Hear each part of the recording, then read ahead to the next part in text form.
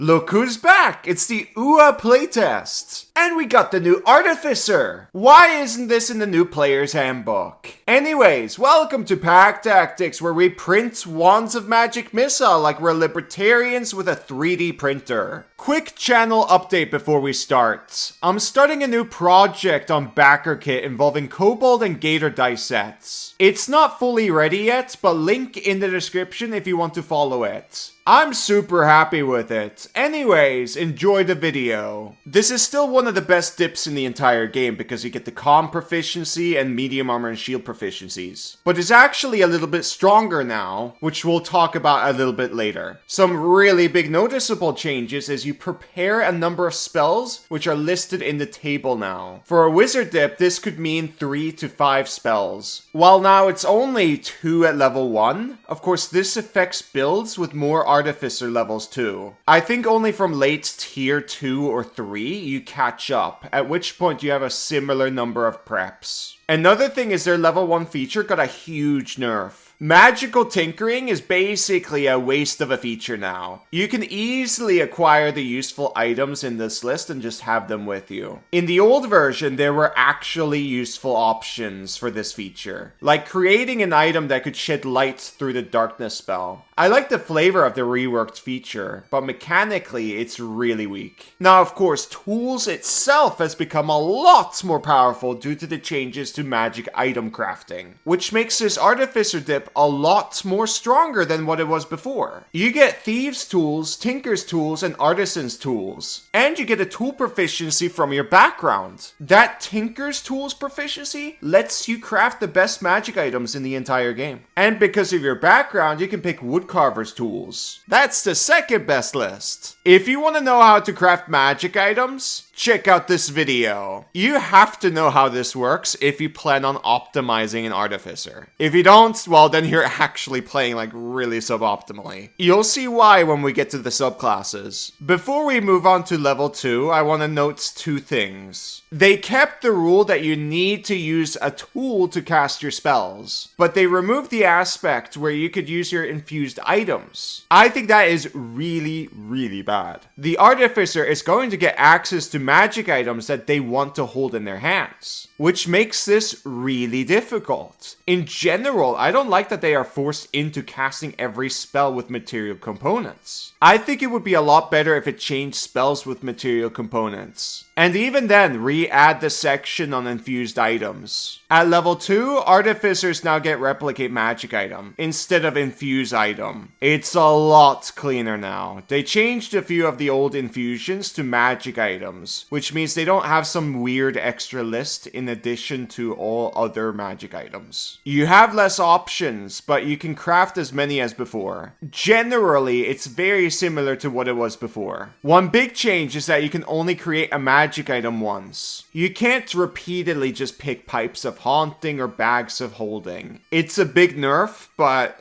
let's be honest. Just picking pipes of haunting or bags of holding made Artificer optimization really boring. So I think this is a very healthy change. Another big change is that there are now items that you can create in certain categories rather than items in a list. The options increase across levels until level 14, where you get your last list of options, maxing out at rare items. Do note that Artificers are limited to 3 options from the 14 plus table. There are a lot of really good options here. I could make an entire video about it, but I don't want to do it through a playtest. I can provide some good examples though. Wanda Web at level 6 is incredible, even though it got nerfed. And the Wanda Fireball at level 14. There's also some really funny items you can pick. Because you can recreate the items every day, you're basically refreshing them. First thing that comes to mind is Deck of Wonder, which has a limited number of cards which include only short rest debuffs. But there are multiple buffs that are permanent, like proficiency in different saving throws. It's a very crazy item if you don't know about it. Another example which I'm really happy about is Bag of Beans, which I made an entire video on. I'll link it down below. That item has many ways to get more treasure or even improve your stats. It's one of my favorite magic items in the entire game because because it's so goddamn funny. You're gonna get some laughs out of it. Last time we used it, we got the pyramid, and inside we actually found a genie's lamp, which is a huge win. Anyways, I can go on and on. There's a bunch of good options. Generally, I want to say there's plenty of good stuff here, and I prefer this. At level 6, Artie gets magic item tinker instead of tool expertise. This feature is very interesting. It is kind of akin to arcane recovery from wizard, though it's less powerful. The best use of this is with items that have charges. Like, for example, the Pipes of Haunting. You play the bagpipes throughout the adventuring day, and then once you run out of charges, you turn it into a spell slot. And then the next day, you just recreate the item. You could do this with a lot of things. Alchemist jug when used for the day, and so on. Flash of Genius is still the same, which is a great feature. Magic Item Adept no longer makes you craft magic items faster, which is a bit unfortunate. The subclasses do have something, which we'll get to eventually, but it would have been sick if we got another improvement here. Additional attunement is still very valuable. We really need it. Now for the really big one. This one made me scream like a little girl. The spell storing item has gotten an incredible buff. You can now put level 3 spells in it. That is an incredibly good reason to go into higher levels in Artificer. Especially with the subclass specific spells, which are really powerful. We're gonna get into that way later. 10 charges of 3rd level spells as a half-caster is incredible. This is the strongest half-caster in the game now. Artie's level 14 feature lost a lot of flair. Again, an extra attunement slot is nice. However, they lost the ability to ignore prerequisites for attuning to magic items. In most games, it doesn't appear very much, but I would still like to have it in case, you know, a Staff of Power drops, and I get it. Now I have to dip something like Wizard to use the magic item. That kinda sucks for people who just want to play straight Artificer. You're forcing their hand to multiclass. Magic Item Master is indirectly better in the same way as the previous features were. If you're crafting magic items, you're gonna have a lot of magic items. And finally, Capstone, Soul of the Artifice. It was changed in a few different ways. You don't need to use your reaction to cheat death. And you get 20 HP instead of 1. That doesn't really matter at level 20, as enemies do 20 damage in one hit anyways. Jeremy in the interview, for some reason, doesn't think so. I think he's super wrong. Second, instead of +1 to saving throws per magic item you're attuned to, you now gain 1d6 to ability checks once per turn. This Capstone kinda sucks. Artie also gained a few new spells, like Circle of Power, which is quite good, and Homunculus Servants. The Servant is very similar to a familiar, with the ability to attack and way more HP, especially if you upcast it in downtime. I think it's a very good idea to put attunement items onto it. Like, if you have a Cube of Force, then give it a Cube of Force. Or maybe you have a Wand of Magic Missile, then arm it with a Wand of Magic Missile. As I said before, the infusion-specific items turned into generic magic items. They're not that interesting to talk about, but I do want to mention that Mind Sharpener received a hefty nerf. It now requires attunement. Now let's look at the subclasses. Each subclass got a huge buff in what they can now craft. Items related to their subclass takes half the time. That means without help, you're looking at 2.5, 5, and 25 days for common, uncommon, and rare items. But with help, you're looking at 2.25 days, 2.5 days, and 12.5 days. This is incredibly powerful. For consumable items, it's of course even faster. If you don't know how crafting magic items works, link in the description. It's so important now. Speaking of consumables, let's look at Alchemist, who of course gets to create potions faster. Not healing potions though, because the rules for creating those are in the player's handbook. I think this is one of the worst crafting boons from the subclasses, but you're creating these potions super duper fast. Potions were already halved in time. Now it's halved again. So you're literally printing these potions, and you can never get enough of them. The one-time use for potions is really what's making me rate this lower. But don't get me wrong, like, this is an incredibly good feature. By the way, if you're playing an Alchemist and you're not using this feature, oh my god, what are you doing? I'm serious. Like, what was the point of picking Alchemist then? You pick Alchemist Alchemist to make potions. So create potions. Now let's get into the next feature, Experimental Elixir. This was buffed quite a bit. It was so bad before. Anyways, drinking the elixir now takes a bonus action rather than an action. You get more of them, and you can sometimes choose the effect yourself. That means at level 3, if you want a specific elixir, you get the one you want a bit more than 50% of the time, which maxes out at level 15 with 87%. Now, of course, if you're fine with multiple results, this improves. But I don't think they went far enough with this feature. You're not guaranteed to get the effect you want. Their overall duration is too short, meaning you don't get to use this feature in many fights in the day. If you only have one combat, then it's fine, I guess. As for their spells, which I forgot to mention, they get Vitriolic Sphere instead of Blights. That's better, but it's not going to make the list stand out very much. Alchemical Savant works very nicely with Vitriolic Sphere, but even in its optimal scenario, it's not very beneficial still. Restorative Regents gives you more temp HP. That helps the elixirs, but I'm not convinced. Now for Capstone, Chemical Mastery. The Alchemical Eruption is a pretty good DPR increase, given that Alchemical Savant also increases the damage here too. So you're doing 2d8 plus 5 extra damage with something like a Firebolt.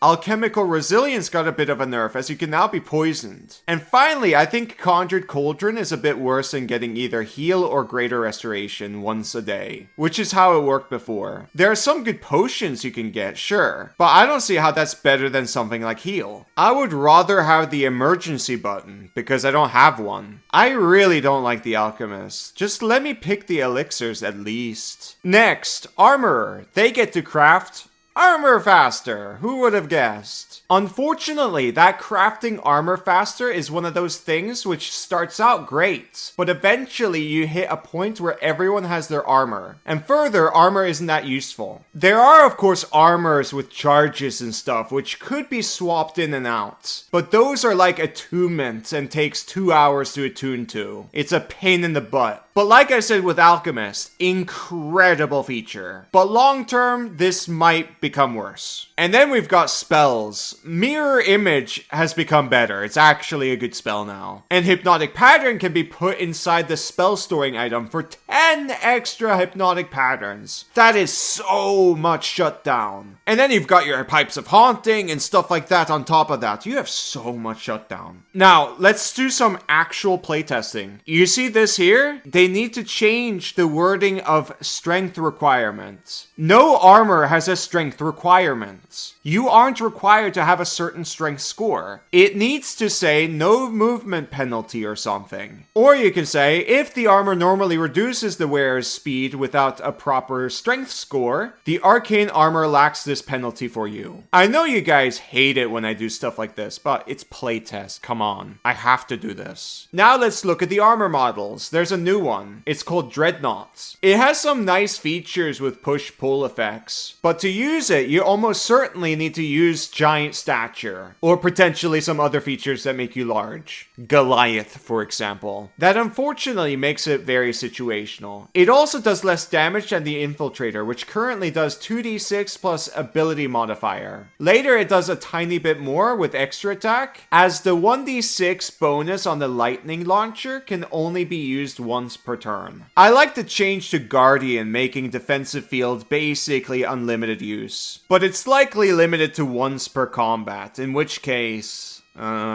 just like the old version of this subclass, I don't like any of these. I know people love this subclass, but I don't get it. The flavor around it is really cool though. Concept-wise, Dreadnought sounds super cool. Anyways, extra attack is still convenient, but a lack of powerful feats to make the attack stronger makes this not very appealing. At level 9, they get armor replication. Before, you used to get 2 extra infusions. Items got better though, so it's maybe not that that bad. I like that every option gets their damage buffed at the capstone. Though it also means Infiltrator again does more damage than the Dreadnought for some reason. But Dreadnought gets flight, so it's got that going for it. So I don't think it matters too much. I don't like how Guardian still uses a strength saving throw, as that is really unreliable at later levels. And I don't really get why they nerfed the features for Infiltrator. The saving grace for this subclass is the spammable hypnotic pattern. The armor models aren't that great. I don't like this subclass. Next is Artillerist. Oh boy. I'm so excited for this one. They get to craft wands faster. That is massive. As soon as I saw this feature, I was 100% convinced that I want to play this. I get to create wands a web faster. It also makes a wizard dip all the better. I get access to magic missile if I do that. For some odd reason, Artillerist doesn't get that. I have no idea why. The reason why I want that is because I can make wands of magic missile, which doesn't require attunements. I can print them like a crazy libertarian with a 3D printer. I'm gonna arm all my friends in the homunculus with this. And best of all, they get Fireball through their subclass list, which means they get to craft wands of Fireball later on. This is a godlike feature. It's so good. And oh my god, that Fireball on the Artillerist list, that makes them one of the best blasters in the entire game. That means they can cast Fireball 10 times with their spell storing item. Do you know how much damage that is with a team? And you probably have crafted wands of Fireball. There's so much Fireball here. It makes Warlocks look pathetic. I hope this survives playtests. Oh boy. Let's test it out. Fireball! Alright. Now, Hamburger, cast Fireball and pass it down to French Fries. French Fries, do the same thing but pass it to me. Let's see if it works. Yeah, it works. Guys, that was like 84 AoE damage. Imagine if I had a team with me. We can drain the entire thing and it would be like 280 in one round. This is incredible! Anyways, back to Cobalt! The Eldritch Cannon gained a great quality of life boon. You're now able to swap the abilities whenever you want. I really like how convenient that is. Explosive Cannon now explodes as a reaction rather than an action and does more damage. That means you can deal pretty good damage for little action economy. Both of these features together boost the fortified position feature, which makes the capstone stronger, and I like that. I absolutely love everything they did to Artillerist. It's always been an incredible subclass, now it's better. Now I really want to play this. And finally we have the Battlesmith. They get to craft weapons faster. It has a similar problem to the Armorer. What I mean by that is you might run out of worthwhile options to craft. But on the other hand, you can arm an army with magic items, which will probably keep you busy for quite a while. Their spell list has become indirectly better, as Shining Smite is stronger than Branding Smite. And Conjure Barrage was much improved too. It is an incredibly strong option for spell storing item, the same way Fireball is. It does similar damage to Fireball but does force damage, and there's no friendly fire. Its area is similar too, even though it's a cone. You can probably make a really good argument why this is better than Fireball. You can make Enspelled Weapons of Conjure Barrage. Kinda like how Artillerist can make Wands of Fireball. It is incredible. The Defender got a bit of a boost. It can now act on your turn. I think that's very nice. It makes mounting a lot easier. Other than that, I'm a bit disappointed with Battlesmith, as its attack-related features were basically unchanged. Using weapons has become a much worse strategy, especially now that power attacks are gone. This subclass doesn't even get weapon masteries. But still though, this is probably incredible with a Thief Rogue. Anyways, I really like this new Artificer. However, However, I think there are multiple aspects that could use some tinkering. Artillerist is perfectly fine. Everything else, well, they need some help here and there. I'm curious what you guys think. Anyways, end of video. If you like this video, please like, comment, and subscribe. And by the way, more news for you. I opened up YouTube membership, so if you wish to support me further, you can donate to the channel and you'll get emojis in early videos. Anyways, thank you for watching. Bye bye!